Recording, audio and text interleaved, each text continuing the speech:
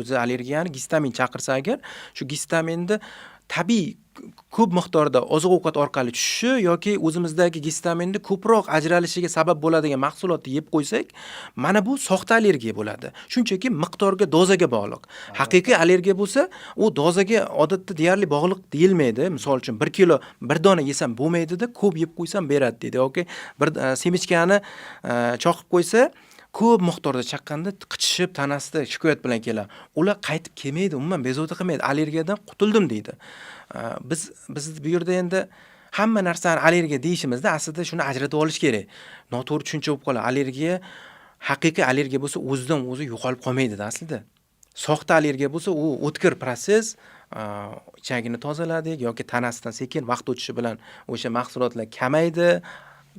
Vaqt o'tdi va qaytib yemasa o'shancha miqdorda narsani yemasa qaytib umuman o'sha kasallik bilan duch kelmasligi mumkin-da umrida. Ya'ni bunda kasallikni shu mana ko'chaga chiqqanda bahor keldi, terak gullagan, terak shuni changi burniga kirdi, allergiya beryapti. Endi bundan maqsad bu davodan o'sha chang ko'chada shundoq ham nafas olib yurgan narsasini nazorat ostida juda ham kam miqdorda kiritib bemorga moslashtirib borish. Ya'ni boshqa yo'li yo'q. U teraklarni tayi bilan qirib tashlab yasha olmaydi. Yo bitta yo'li bor, boshqa koinotga ko'chib ketish kerak. Ana uni aytadi-ku, yuribmi sabr qilib deydi-yu, o'sha sabr qilishga o'rgatasiz. Terak umuman o'smaydigan hududga ko'chib ketish kerak. Boshqa yo'li yo'q.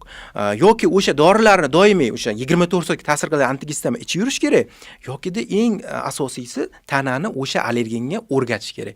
Sekin-sekin kiritib o'rgandan keyin immun sistema ham boya aytganimizdek, bu o'zimizniki ekan, bu har kun tushiribdi-yu deydi. Bu dushman emas, bu ko'p miqdorda kelgani yo'q.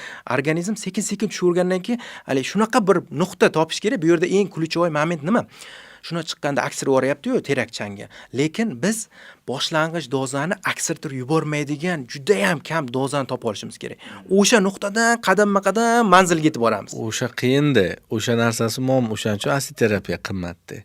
Shunday ham aytib ketay, allergologiya sohasi juda qimmat soha. Tekshiruvlari ham qimmat, davosi ham, preparatlari ham. Yangi dorilar ham qimmat. Bu molekulyar darajada Shunaqa. Allergiyada aksid terapiya haqida aytamiz, immunoterapiya. Aynan o'sha odamni jahldor immunitetni jahlini odobli qilish uchun qilingan davo usuli. Bu to'g'ri ta'rif. Jahlini spokойно, osoyishta, ya'ni har narsaga jahl qilaverma deb yelkasini ushlab, "Men ko'ryapsanmi, men bu bittagina, kichkinagina, senga zarar tegmaydi" deb birinchi bosqichda asidni kichkina dozadan boshlash shu bo'ladi. Keyin sekin-sekin katta-kattalarini ko'rsataverasiz. Ana u shu vaqt davomida immun sistema changga reaksiya berayotgan immun sistema sekin-sekin bu har doim tushib turgani uchun javob reaksiya bora-bora bermaydigan bo'lib qoladi. Mexanizm shu. Ana antigistamin, zadak yoki levositrizin, dezloratadin shunaqa dorilar bu 24 soat. Uni ichgandan keyin tana parchalab tashlab, yarim parchalanish davridan keyin sekin chiqib ketadi. Yana dori ichishga to'g'ri keladi. Ya'ni bu davomli davom etaveradi. Bitta yo'li patogenetik kasallikni ildizini aynan qo'zg'atayotgan narsa bilan davolashda boshqacha yo'lni ko'rmadim.